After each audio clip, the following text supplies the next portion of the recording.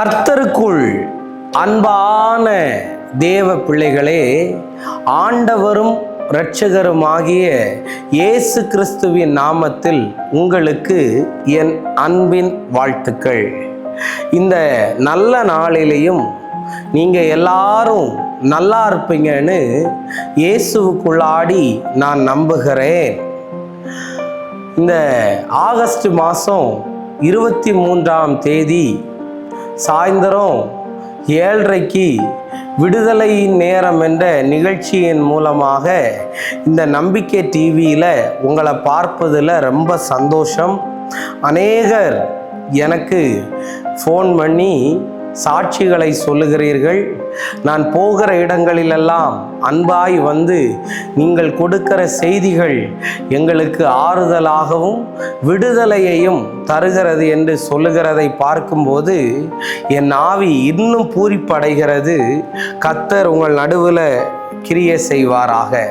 கடந்த நாளிலே தேவ சமூகத்தில் காத்திருந்து ஜெபித்த போது கர்த்தர் எனக்கு சொல்லும்படியாய் சொன்ன சில காரியங்களை உங்களுக்கு சொல்லி ஜெபிக்கிறேன். கர்த்தர் நம்மோடு கூட இருந்து கிரியை செய்வாராக.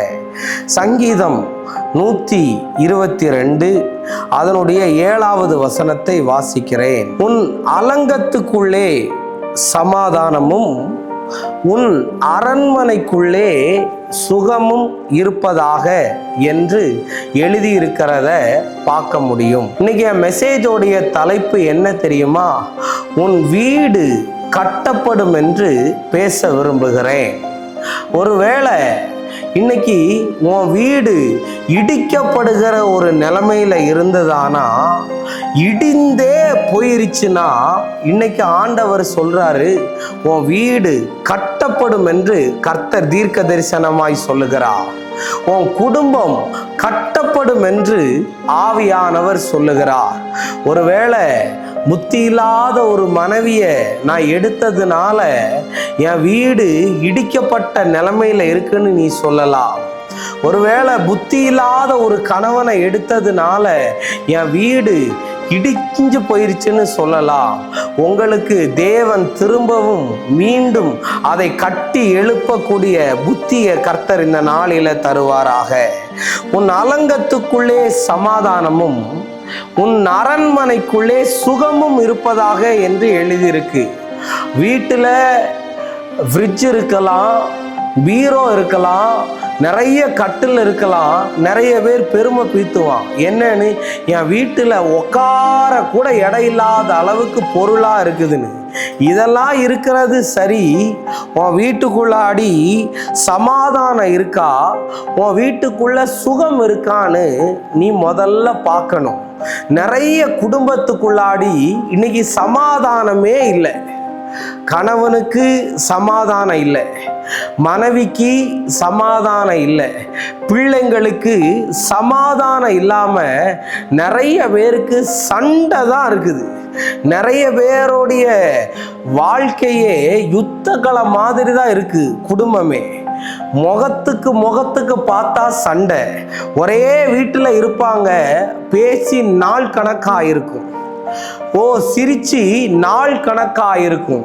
இன்னைக்கு நிறைய குடும்பத்துல சமாதானமா இருக்கிறத விட சண்டையாதான் பிரதர் போயிட்டு இருக்குன்னு நீ சொன்னா, இன்னைக்கு இந்த தேவ செய்தியை தீர்க்க தரிசனமாய் சொல்லுகிறேன், உனக்கு சமாதானம் வரும். நிறைய வீட்டுல சுகமே இல்லைங்க. ஆமாம் பிரதர், நான் சம்பாதிச்சு என்ன பிரயோஜனம்? சம்பாதிக்கிற பாதி காசும் டாக்டருக்கு போகுது, பாதி காசும் கடனுக்கு போகுது, பாதி காசும் வீணா செலவழியுது. ஒரு சுகமே இல்லாததுபடி இருக்குதுன்னு. ஒரே வியாதியா இருக்கு பிரதர், ஒரே வீண் செலவா இருக்குதுன்னு. இன்னைக்கு கர்த்தர் உன்னை பார்த்து தீர்க்க தரிசனமா சொல்றாரு, உனக்கு இன்னைக்கு சுகம் வரப்போகிறது. ஷபா ரபா லபா, உனக்கு சமாதானம் வரப்போகிறது. இயேசுவின் நாமத்தினால கர்த்தர் உன் கூட இருந்து கிரியை செய்வாராக.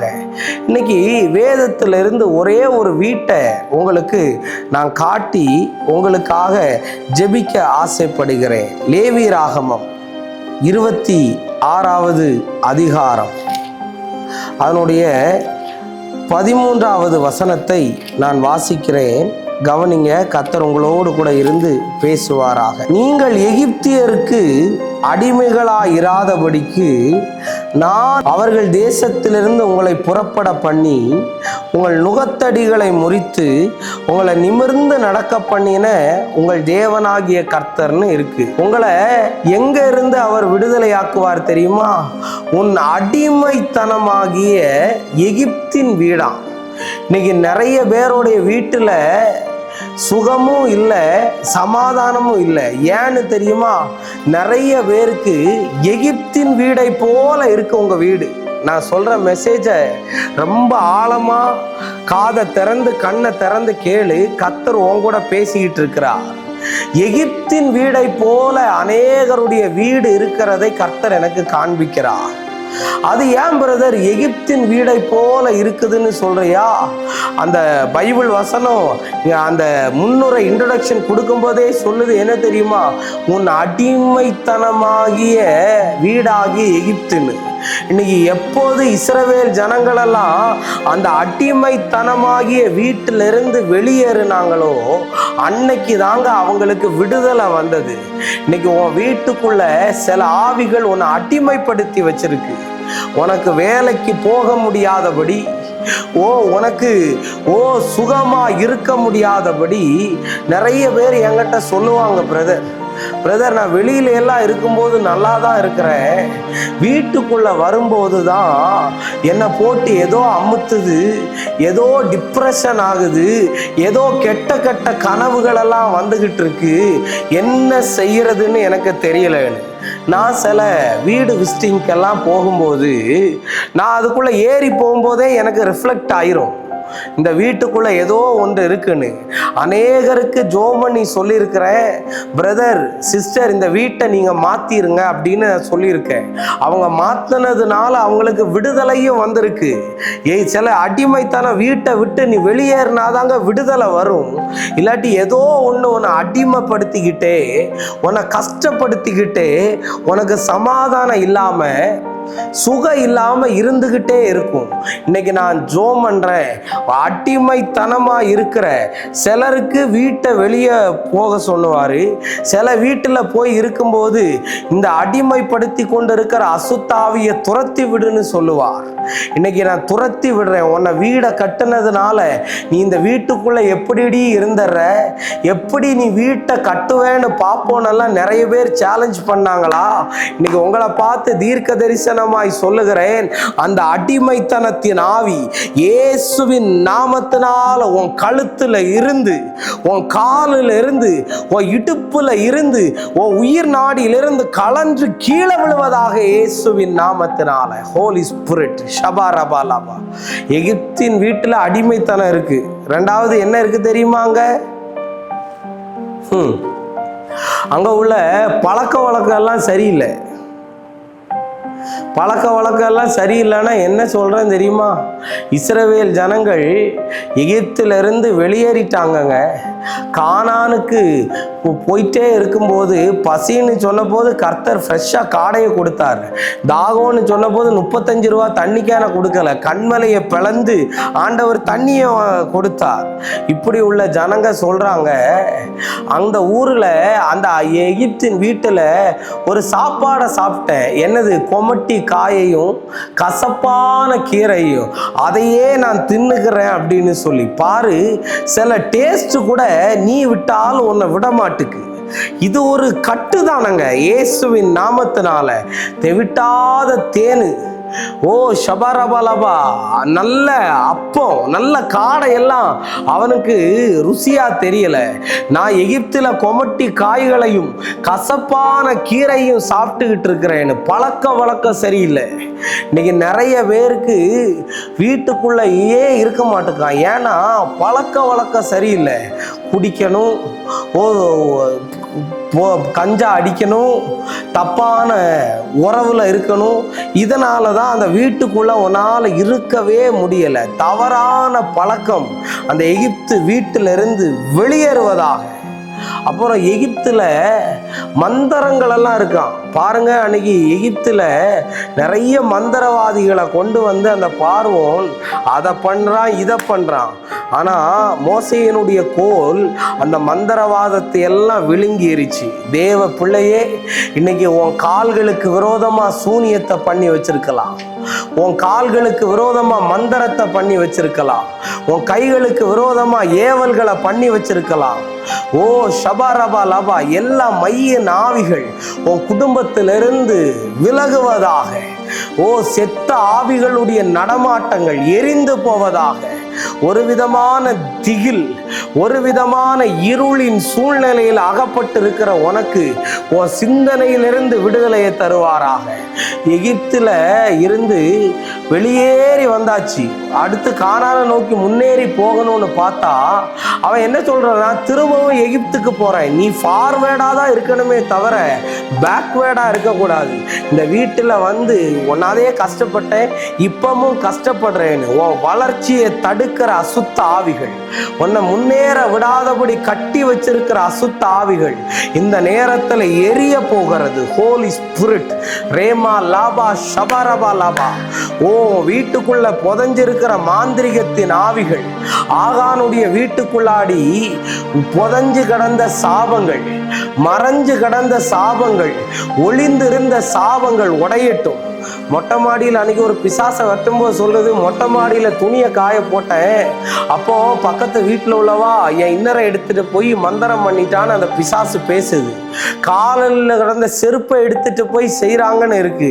வீட்டுக்கு முன்னாடி எலுமிச்சை பழம் இருக்குதுன்னு சொல்றாங்க.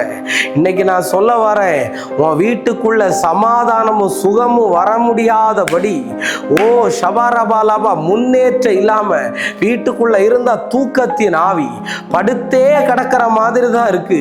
ஒரு சிரிப்பு இல்லை, ஒரு சந்தோஷம் இல்லை. இன்னைக்கு கட்டி வச்சிருக்கிற அந்த ஸ்பிரிட் எல்லாம் இயேசுவின் நாமத்தினால் வெளியேறுவதாக. ஹோலி ஸ்பிரிட் ரேமா லாபா ஷபாரபா லாபா.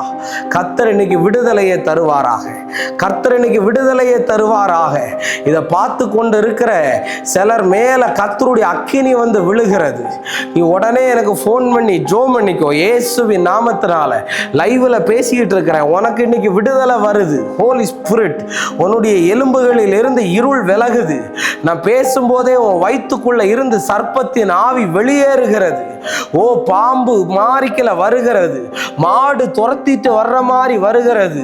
ஓ சில விபச்சார ஆவிகள் பிடிச்சு அப்படியே அமுக்கி வச்சிருக்கிற மாதிரி இருக்கிறது. Get out in the name of Jesus. என் கூட ஜோமன்னு வெக்கப்படாத. கர்த்தர் உனக்கு விடுதலையை தருகிறதுக்கு தான். நீ எந்த கண்ட்ரில இருந்து பார்க்கலாம், ஸ்ரீலங்கால இருந்து பார்த்துக்கிட்டு இருக்கிற மகளே, உனக்கு வேலை கிடைக்க போகுது. ஓ ரேமா லாபா ஷபரபா லாபா. ஓ ரீமா ஹா சந்தா ராபா லாபா. விடுதலை வருகிறது இயேசுவின் நாமத்தினால.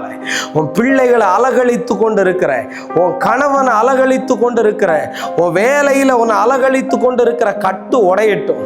நிம்மதியா படுத்து தூங்க முடியல பிரதர், ஒரே சண்டையும் ஒரே போராட்டமுமா இருக்குதுன்னு ஆவியானவர் உன் குடும்பத்தின் மேல இறங்க போறார். மகளே, உன் மகனே உன் குடும்பத்தின் மேல இறங்க போகிறார். உனக்கு விடுதலை வரப்போகுது. நம்ம ஜோமனோமா கண்களை மூடுங்க.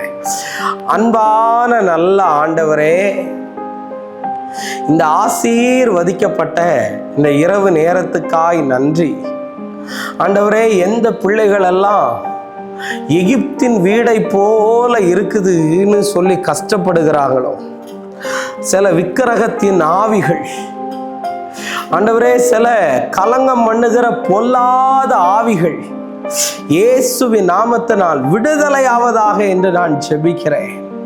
ஹோலி ஸ்பிரிட், யாரெல்லாம் இதை வேதனையோட பார்த்துக்கிட்டு இருக்காங்களோப்பா, ரேமா லாமா சீகா, வீடை கட்ட முடியல பிரதர், குடும்பமே அனுஷியா என்கிற ஒரு மகளை கர்த்தர் காட்டுகிறார், ஆன்சி என்கிற ஒரு மகளை காட்டுகிறார். குடும்பமே விழுந்து போச்சுன்னு, ஆனால் விழுந்து போன தாவீதின் கூடாரத்தை திரும்பவும் எடுப்பித்து நிறுத்தி ஆசீர்வதிக்கிற கர்த்தர் இந்த பிள்ளைகளுடைய தடைகளை எல்லாம் உடைச்சி சாட்சியாய் நிறுத்தும். இயேசுவின் நாமத்தில் வேண்டுகிறேன் நல்ல பிதாவே. Amen, amen, amen. God bless you. கர்த்தர் உங்களை ஆசீர்வதிப்பார். தொடர்ந்து திரையில் என்னுடைய நம்பர் போடப்பட்டிருக்கு. உங்களுக்கு யாருக்காவது ஜெப குறிப்பு இருந்தால் தவறாமல் வெக்கப்படாமல் ஃபோன் பண்ணுங்க. உங்களுக்காக வேண்டி நான் ஜெபம் பண்ணுறேன். டெய்லி காலையில் 5 மணிக்கு என்னுடைய செய்தி யூடியூப்பில் வெளியாகுது. அரைஸ் ஃபார் கிரைஸ்ட் மினிஸ்ட்ரின்னு, அதை சப்ஸ்கிரைப் பண்ணி வைங்க. கண்டிப்பாக கர்த்தர் உங்களுக்கு சமாதானத்தையும் சுகத்தையும் தந்து உங்களை ஆசீர்வதிப்பாராக. God bless you. God bless you. God bless you.